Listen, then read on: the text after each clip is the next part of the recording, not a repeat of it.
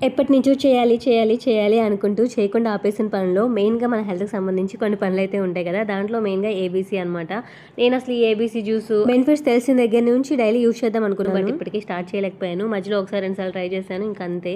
So, మనకేంటంటే time సరిపోకో లేదంటే కుదరకపోవడం వల్ల, లేజినెస్ వల్ల మనం అది డైలీ కంటిన్యూ చేయలేకపోతాము. బట్ మనం డైలీ కంటిన్యూ చేసినప్పుడు మనకు బెస్ట్ రిజల్ట్స్ అయితే వస్తాయి. మన స్కిన్, హెయిర్, ఓవరాల్ బాడీ హెల్త్‌కి మంచిదని తెలిసి కూడా మనం చేయలేకపోతున్నామంటే దానికి మెయిన్ రీజన్ ఏంటంటే సో, దానికి ఎక్కువ టైం మనం స్పెండ్ చేయాల్సి వస్తుందన్నమాట. వాటిని వాష్ చేసి, పీల్ చేసి, కట్ చేసి, మిక్స్ వేసుకొని ఆ జ్యూస్ తాగడానికి అది కూడా నచ్చక కష్టపడి తాగుతూ ఉంటాము. సో ఇలాంటి ఎటువంటి రీజన్స్ మన హెల్తీ లైఫ్ కి అడ్డు రాకుండా ఉండాలి అంటే మనకి అవి మోర్ కన్వీనియంట్ గా ఉండాలి. అందుకే మేము స్టార్టింగ్ నుంచి ఎదురు చూస్తున్న వెల్నెస్ పౌడర్స్ అయితే ఇంట్రడ్యూస్ చేసాము. మేము ఎప్పుడైతే ఇంట్రడ్యూస్ చేసామో అప్పటి నుంచి ఏబీసీ పౌడర్స్ కి చాలా మంది ఆర్డర్ అయితే పెట్టుకుంటున్నారు. బట్ స్టార్టింగ్ లో వాళ్ళు ఎక్కువగా అడిగే క్వశ్చన్స్ ఏంటంటే ఏబీసీ పౌడర్ ప్రీ మిక్స్డ్ ఏమో అని చెప్పేసి అనుకుంటున్నారు. But not. ఏబీసీ అనేది సపరేట్ అనమాట. మేము అలా సపరేట్ గా తీసుకురావడానికి కూడా చాలా రీజన్స్ ఉన్నాయి. దానికన్నా ముందు ఏ అంటే ఇక్కడ యాపిల్ కాదు, ఆమ్లా, బి అంటే బీట్రూట్, సి అంటే క్యారెట్. అలా ఎందుకు సెపరేట్ గా ఇంట్రడ్యూస్ చేశారు అంటే దానికి పెద్ద సైంటిఫిక్ రీజన్స్ అయితే ఏం లేదు. చిన్న లాజిక్ అయితే ఉంది. యాజ్ ఎ ఉమెన్ మెంటాలిటీ మనం ఏదైనా ఒక వస్తువు కొన్నామంటే అది 10 రకాలుగా ఉపయోగపడాలి. అలాగే ఈ ఏబీసీ పౌడర్ కూడా. ఆమ్ల పౌడర్ ని మనం చాలా ప్లేసెస్ లో యూజ్ చేస్తాము. లైక్ మనం ఫుడ్ లో తీసుకోవడమే కాకుండా, డ్రింక్ లో తాగడమే కాకుండా,